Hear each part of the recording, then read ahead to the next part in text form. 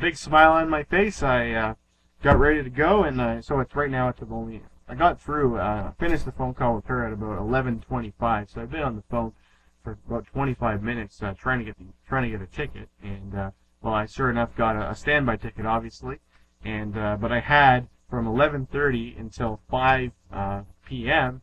To kill during the day. So luckily I had my full day of events planned. So I got ready and I went out. So the area that I was planning on seeing today was Midtown. Again, I had already seen Midtown on the west side, but now I was seeing Midtown on the east side. So lots of buildings on the east side that I wanted to see. So the first place I went was a neighborhood or a complex sort of area called Stuyvesant Town. This was just something that went onto my list of places to see just because I saw it from the map, and I thought, oh, that looks interesting. Just, you know, New York's is a nice grid system. There's always streets that always run perpendicular and parallel, and then there's this Stuyvesant Town where there's a whole bunch of streets that are missing, and then they have all these buildings which are not, you know, square to each other, that are all kind of built there at different funny angles, and all the buildings are like the same too. So it's this big housing complex sort of thing.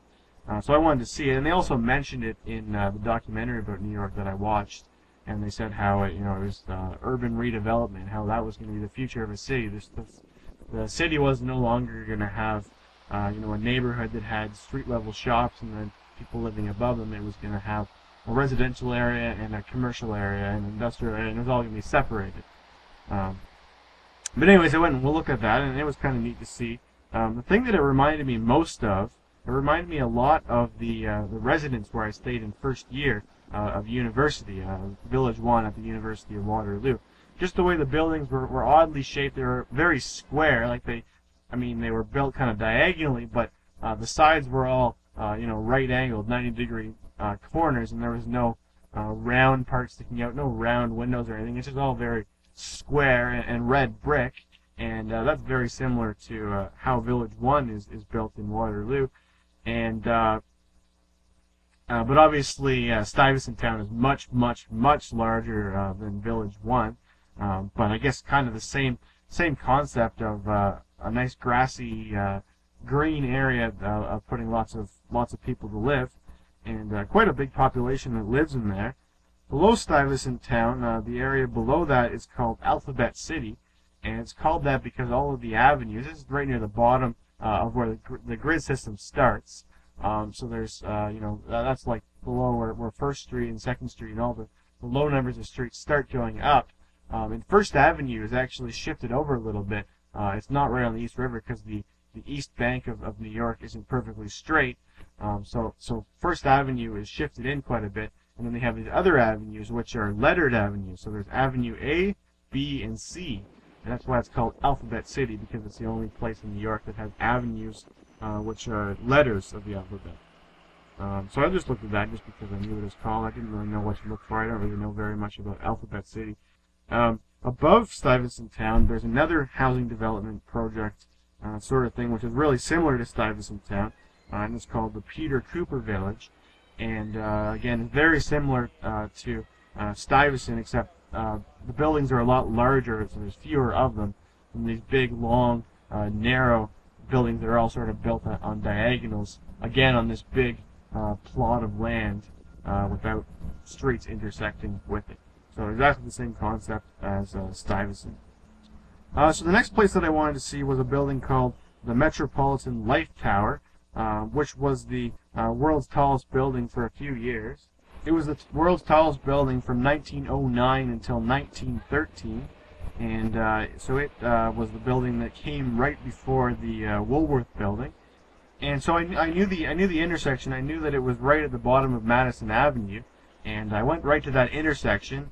And so there's one side of the street that had a building, and the other side of the street was a little park, and at the end of the street there was this big, tall glass building. But I just stood there and looking around, trying to find this building, and I had a picture of it right beside me, and I just couldn't see it anywhere. Like, it's a really distinctive-looking building. It has this big, huge tower with a big clock in the middle of it. So it's like this big clock tower with a big peaked roof on the top of it. I thought it'd be really easy to spot, but I just couldn't see it. And then so I pulled out my map and I was trying to look at it, where could it possibly be, and then I looked up and realized that I was standing right beside it, but the part I was standing beside wasn't where the tower was.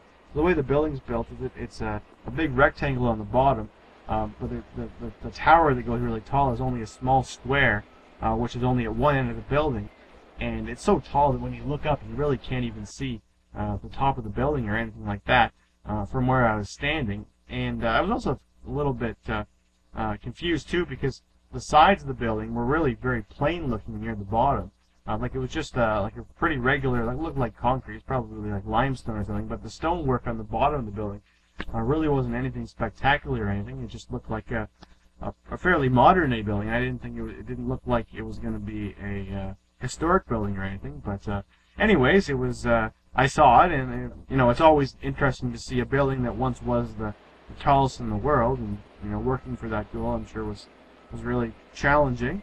Right near that building, there's also the Flatiron Building, which is probably one of my favorite buildings in New York. The reason it's called the Flatiron because it's shaped like a wedge. The original name for the building was the Fuller Building, and it's a really nice building. Like it has it reminded me, the stonework kind of reminded me a little bit of the Woolworth Tower. Like it had really detailed stonework that went all the way like up to the top of the building. Like you could see they had like faces and stuff in the top of the building where you couldn't really even see it, but it was pretty neat that they went to all that trouble to make this building look as beautiful as it did. So a really neat building to see. So the next building I went to see was the tallest building in New York, the Empire State Building, which is a very famous building. I have lots of fun facts about the Empire State Building. So it is the tallest building in New York. Currently, it was only the second tallest when the Twin Towers were both standing. But since those were destroyed, the Empire State Building regained its title as the tallest building in New York, although it will lose it again once the One World Trade Center building has been completed. It's only about halfway up right now, so it's nowhere even close to the Empire State Building. But it will eventually overtake it as the tallest in New York. So it's 102 stories tall, 381 meters tall to the top of the spire at the top of the building, and it held the record. So not only being the tallest in New York, but it was the tallest building in the world from 1931 to 1972. So over 40 years, it was the tallest building in the entire world. And that's quite amazing that it lasted for 40 years. Considering the building that came before it was the Chrysler Building, it was the tallest in the world for, I think, 11 months. And before that was 40 Wall Street, which held the title for only like 1 month, or 2 months maybe. But I mean, the Empire State Building came along and blew those other two buildings out of the water, and it held its record for a total of 40 years, which probably no one really expected. So the Empire State Building was featured quite heavily in the documentary about New York that I watched, and I mean, it's quite amazing how it was built. Building in that time period was totally different to the way things are built today. It said that the drawings for the building were completed. All the design features of the building were done in 2 weeks, and they were able to do that because they were based a lot of the design on the architecture firm that designed it, an engineering firm that designed it, based a lot of the plans off of other buildings they had already built. But still, 2 weeks is such a short amount of time, considering if you want to build a building now, like a serious building, like even if you're building a school, like it's going to be at least a year before you've got like drawings of the building even finished or anything. And the construction of the Empire State Building was done in 13 months, and 102 stories in 13 months is just totally unbelievable to me. And again, if they were to build this building like in modern day, it would take like at least 3 years to get it all the way to the top and to get everything on the inside finished.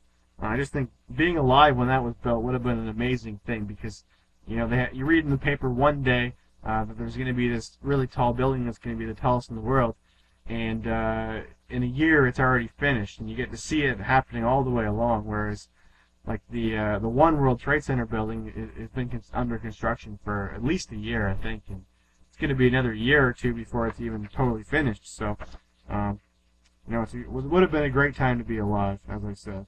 And another amazing thing about that building is all that stuff happened so quickly, and it was all built like right during the beginning of the Great Depression in the 30s. It was completed in 1931, and they started right in 1930, and that was when everyone was totally broke, and it's just amazing that they were able to have this huge project for the biggest building in the world, and they were able to totally build it and pull it off without having to halt the project or delay it or anything because of the Depression. But however, the Depression did play a role in the Empire State Building, as well as it having been built so far uptown. It really wasn't very successful in the first years after it was built.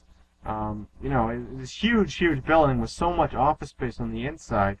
Unfortunately, right after they built it, they didn't have very many people that were actually interested in renting that office space. For the first many years of the Empire State Building, it was less than 50% occupied. There was just totally empty offices all over the place. And I actually read that in the first few years, the Empire State Building was actually making more revenue from tourists coming to look off the observation deck than it made from all of the total of rent they were collecting from all of the people that were renting offices in that building. So it was lucky that it was the tallest building in the world, otherwise they would have been bankrupt. So my plan for the day had been to take that elevator up to that very observation deck.